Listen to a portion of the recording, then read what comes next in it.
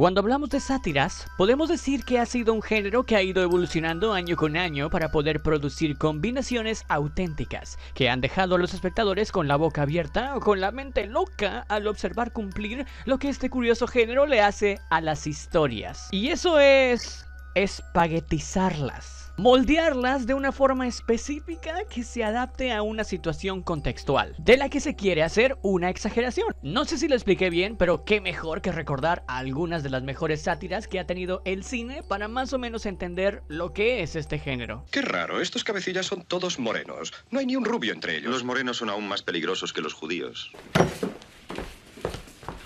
He's been compared to Elvis Costello, but I think Huey has a far more bitter, cynical sense of humor. The learner's throat, he would say, "I hope he dies right away."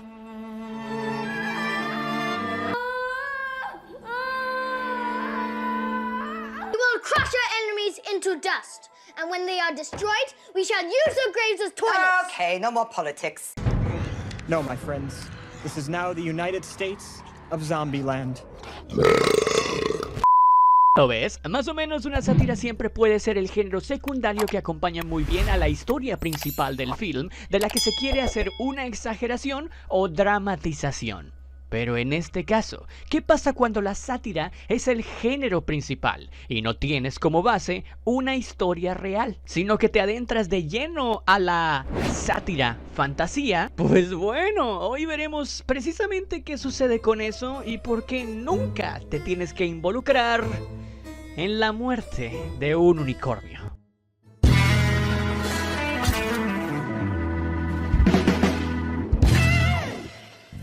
De nuevo por acá en una nueva opinión, reseña crítica más de este canal. ¿No les pasa que algunas veces cuando salen ya los créditos en pantalla acaban de ver una película, ya sea porque haya sido muy buena, ya sea porque haya sido muy mala o porque realmente no le hayan entendido absolutamente nada a la versión o a la imaginación que el director quería precisamente que tú le entendieras al terminar la película? Que dicen, ¿qué rayos acabo de ver? Bueno, esta podría ser una de aquellas ocasiones, pero antes de indagar para la caja de comentarios, yo te quiero preguntar, ¿cómo describirías que es físicamente un unicornio? Tan rara como la trama de esta película es, se pregunta, yo lo sé, pero bueno, tal vez en nuestra imaginación nosotros tenemos una cosa diferente físicamente de lo que es un unicornio por tantas cosas que hemos visto en toda la historia de la humanidad, y a lo mejor por eso se arma el debate en la caja de comentarios de que unos lo piensan que es una forma y otros de otra forma. Como sea, cualquiera que sea tu opinión, yo la estaré leyendo y respondiendo como siempre ahí abajo en la caja de comentarios. Dirigida por Alex Sharfman, la hipnosis dice lo siguiente: padre e hija, Riley y Elliot, atropellan a un unicornio con su coche y lo llevan al refugio en medio de la naturaleza de un multimillonario director de una farmacéutica. Ok, digamos que desde ahí aterriza un poco el tono satírico en esta entrega, en cómo millonarios y personas poderosas, sin importar las vidas que cuesten o lo moral y políticamente correcto que se deba hacer, toman los descubrimientos de algo que puede ser curativo o beneficioso para la humanidad en general y lo transforman en ventas, en inversiones para seguir aumentando esa brecha y más brecha y más brecha que se haga más larga entre ellos y las demás personas, ¿sí? ¿Algo así es esto? A ver, discutamos. Muerte de un unicornio nos presenta la historia de un padre y a su hija, interpretados por un Paul Rudd y Jenna Ortega, bastante curiosos en esta ocasión, que accidentalmente matan a un unicornio. Así, sin más. En un viaje por la carretera donde se dirigían a una oportunidad de trabajo única que les cambiaría la vida, lo que desencadena una serie de eventos peligrosos y cómicos, básicamente, sí. Con esa premisa, la película logra crear una atmósfera bastante curiosa. Dejémoslo ahí en esa palabra. Aterrorizados por su acción, intentan ocultar el cadáver y se ven envueltos en una situación cada vez más caótica. El unicornio, que es metido en el maletero y la parte de atrás de la camioneta, empieza a pedir ayuda mientras estaban por firmar su contrato millonario. Esto hace que se cree una fricción en la relación entre Riley y su padre, ya que este no le hace caso. Sin embargo, cuando los dueños de la casa finalmente escuchan lo que está pasando y descubren que hay más unicornios, padres del bebé que atropellaron, y que son peligrosos, la película empieza a tomar su punto más alto en la parte satírica.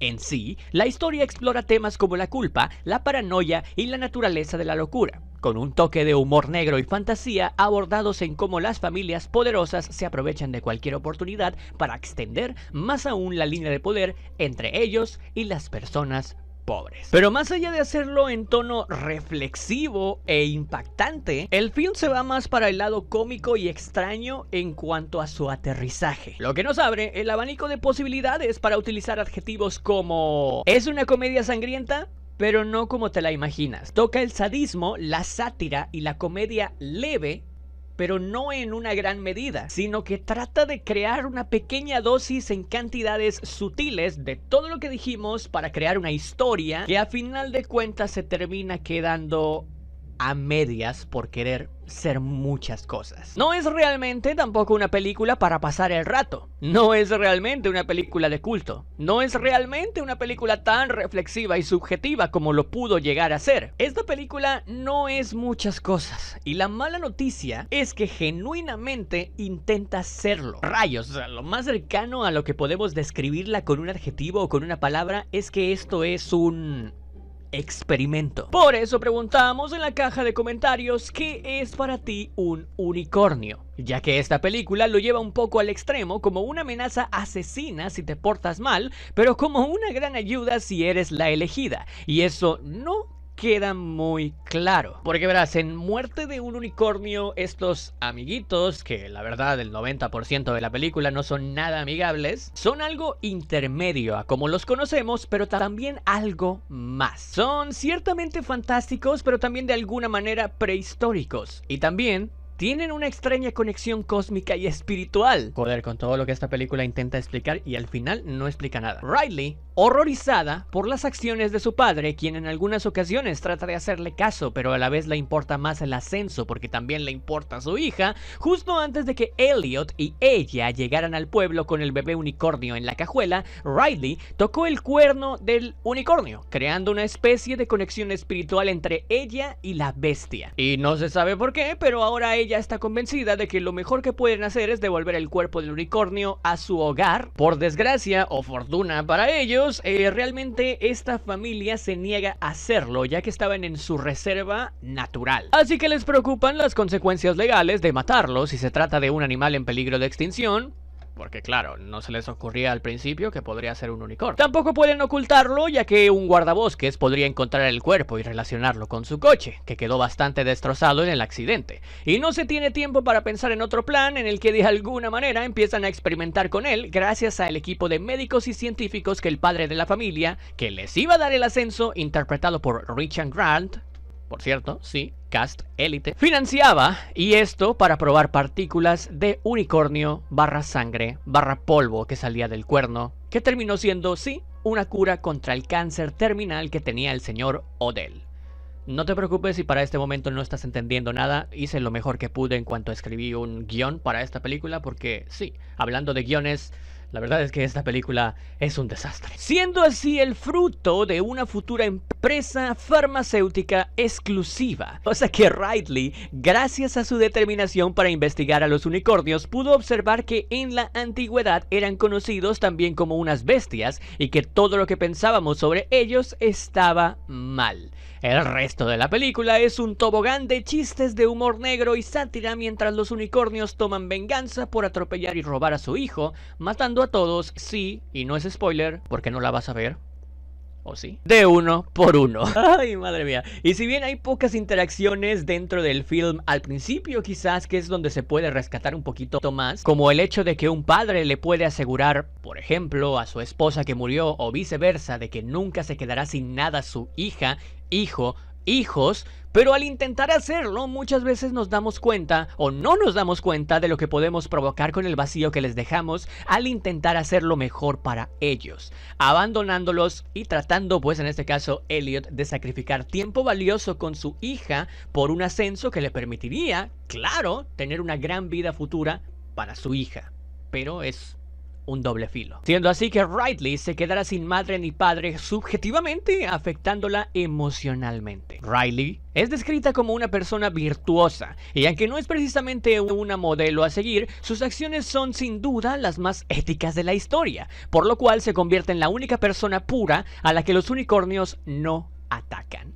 Así, con una trama demasiado simple y una narrativa que como tobogán se mete en lugares que no son tan del agrado del espectador, y encima la fortaleza que tenía en lo fantástico y misterioso del principio se pierde a los 15 minutos, los diálogos de este film funcionan como arena para sepultarla, ya que se sienten como palabras sin más al aire. El guión no se apoya en lo fundamental que muchas veces suele ser exprimir el potencial de tu cast. Aunque bueno, ya hemos visto en la historia muchos ejemplos en donde muchas películas tienen un gran cast, pero una terrible historia. A final de cuentas, ni un buen diseño de producción, ni soundtrack le hace sumar puntos, por lo que no creí que vería tan pronto una película más mala que Fear Street Prom Queen en este año, en donde una vez más el cast tiene muchísimo potencial y la historia se pudo haber direccionado mejor. Sin embargo, y no me gusta mucho decir esto, pero cuando finalmente aparecen los créditos, aparte de quedarte con la duda de qué es lo que acabas de ver, eso suele venir acompañado de un sentimiento de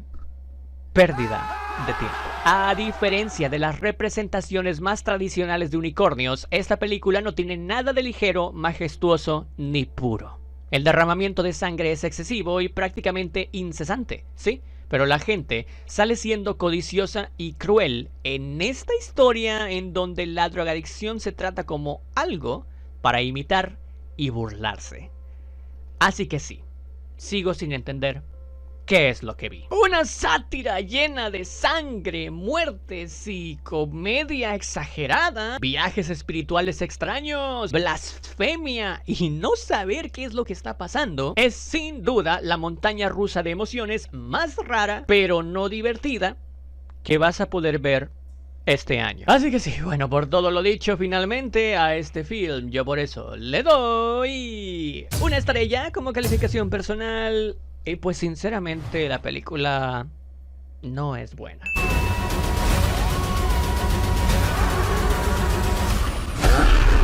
Precious.